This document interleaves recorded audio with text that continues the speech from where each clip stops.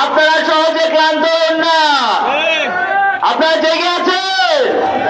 চাঁদাবাজদের বিরুদ্ধে আওয়াজ তুলবেন, সন্ত্রাসীদের বিরুদ্ধে আওয়াজ তুলবেন, খুনিদের বিরুদ্ধে আওয়াজ তুলবেন। সংস্কার চান, বিচার চান।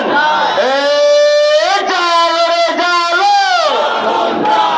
জালো রে জালো। আমরা বিশ্বাস করি বান্দরবন থেকে যখন আওয়াজ গিয়েছিল তখন হাসিনার মস্তক কেঁপে গিয়েছিল।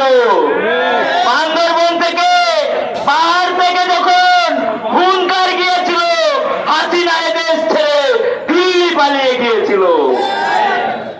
প্রিয় সহযোদ্ধা, যারা মনে করে এই দেশটা কারো বাপদাদার, আমরা তাদেরকে বলতে চাই এই দেশ কারো বাপদাদার না। এই দেশ আমাদের, আমাদের পরিচয় একটা, আমরা বাংলাদেশী। এই কথায় কথায় বাংলা ছাড়।